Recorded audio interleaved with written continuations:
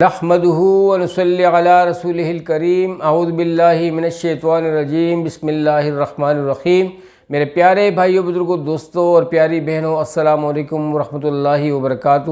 امید ہے کہ آپ سب لوگ خیریت سے ہوں گے۔ آپ سب لوگوں کی خیریت اللہ کریم سے نیک مطلوب ہوں، اس دعا کے ساتھ کہ آپ جہاں کہیں بھی ہیں اپنی اولاد کے ہمراہ اللہ تعالیٰ آپ لوگوں کو دونوں جہانوں کی خوشیاں نصیب فرمائے اور ہر قسم کے دکھ درد سے دور رکھے۔ میری وہ بہنیں بھائی جن کی اولاد نہیں ہے، اللہ تعالیٰ انہیں بھی اپنے خزانوں سے نیک اور صالح، ان کی آنکھوں کی ٹھنڈک والی اولاد نصیب فرمائے، آمین ثم آمین۔ آپ لوگوں کا ہوسٹ بھائی فیاض ٹاکر ٹی وی کی جانب سے ایک نئی اور مختصر ویڈیو کے ساتھ حاضر ہے۔ آج کی اس ویڈیو میں اللہ سبحانہ تعالیٰ کے فضل کرم سے آپ لوگوں سے بہت ہی قیمتی عمل شیئر کرنے والا ہوں۔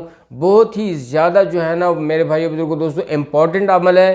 یہ عمل بہت مختصر ہے لیکن اس کا اجر جو ہے بہت زیادہ ہے، بہت فائدہ ہے۔ امید ہے کہ اس کو آپ پرفارم کر بھی رہے ہوں گے۔ اگر نہیں پرفارم کر رہے تو اس کو شروع کیجئے گا، اس کو اپنی زندگی کا معمول لازمی بنائیے گا۔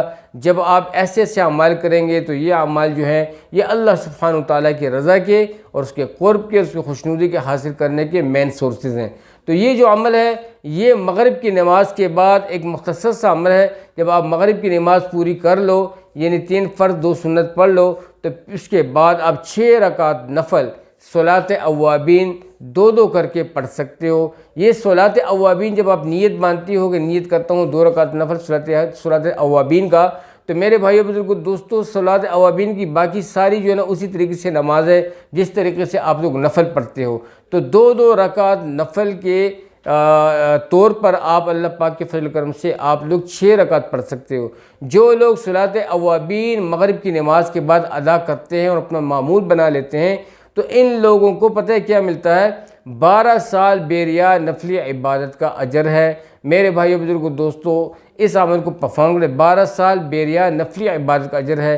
اس عمل میں اگر اخلاص ہو تو وہ اس کا کیا کہنا، مزید وہ عمل مزید بہتر ہو جاتا ہے۔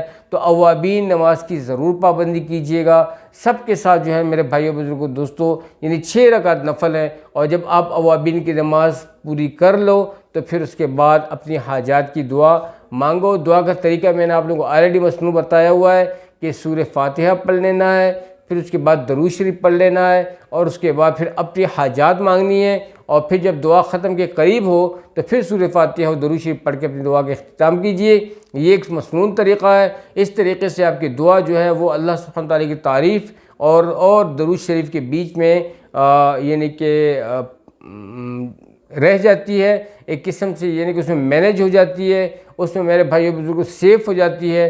تو یہ جو ہے یہ دعا ڈائریکٹ عرش مولا تک پہنچتی ہے اور یہ دعا اس دعا پہ قبولیت کی مہر لگ جاتی ہے۔ تو یہ ایک مصنون طریقہ تھا جو میں نے آپ لوگوں سے شیئر کیا۔ تو مغرب کی نماز کے بعد یہ عمل ضرور اس کو اپنی زندگی کا معمول بنائیں۔